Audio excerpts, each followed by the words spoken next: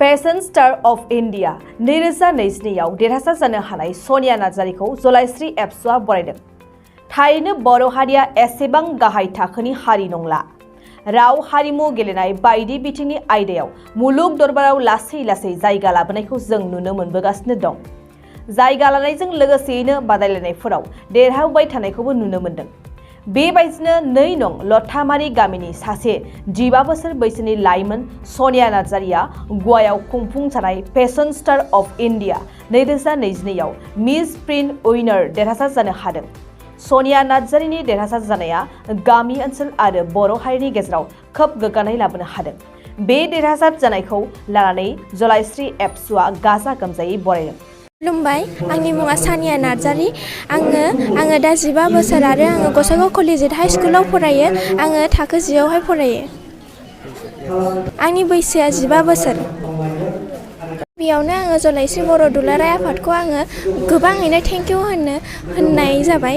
मानो होनबा आङो बे जायगानिनो जोनोमगिरि आरो आङो फरायनायनि थाखाय आङो गसाइगावआवहाय थाहैयो। नाथाय आंनि जोनोम जायगाया बे जलाइस्रि नाम्बार 2 लथामारियानो। आं गोबाव सम जाबायमोन फैनो मोनैया, नाथाय दिनै फैनो मोननानै आं जोबोर खुसि जादों। नोंथाङा बेयावहाय देरहानो नाजानायाथ' जोबोर नाजादों होनजायो। मानो होनबा आंनि बिमा बिफा बिब' आरो बिदाफोर दङ।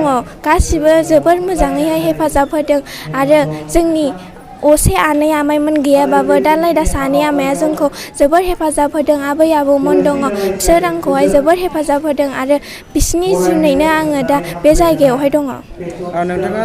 गिबियावथ' आङो बड'लेण्डआव थांदोंमोन, बाव आं उथ्रिसारनो हायाखै। नाथाय आङो टप 5 सिम सहैदों। होमबाबो आङो जेननायखौ लायाखै आरो आङो गुवाहाटियाव थांदों आरो आङो बिनिफ्राय नगाव गुवाहाटि बिदियैनो थाङै थाङै आङो फेशन स्टार अफ इण्डिया गवायावहाय थांनानै उथ्रिसार जानानै फैदों।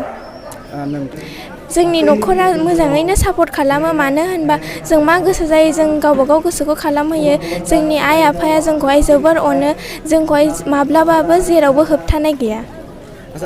फार्स्टआव नोंनावहाय डिसिप्लिन थानांगौ। मानो होनबा बे डिसिप्लिनासो नोंखौ गासिबो जायगायावनो उथ्रिसार जाहैयो आरो बेनि थाखाय नोङो प्रेक्टिस खालामनांगौ गोबां।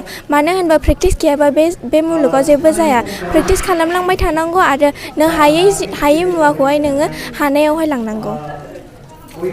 रांफ्राथ' जोंनो गोनांथियानो जाखागोन। मानो होनबा गासिबो खामानियावनो जोंनोहाय एसेबाबो रांनि गोनांथि जायो। थांनायावनो जा, जानाय लोंनायावनो जा, बेवहाय जोंनो रांनि गोनांथिया गोनां जाखायो। गिबियावनो आङो बिटिसिखौहाय गुबैनो हामलायहरनाय जाबाय। मानो होनबा बिसोरबो गोबां हेल्प खालामदों होनजायो आरो बिदियैनो आंखौहाय इयुनावबो हेल्प खालामलांबाय थागोन होननानै आंहा फोथायनाय दङ।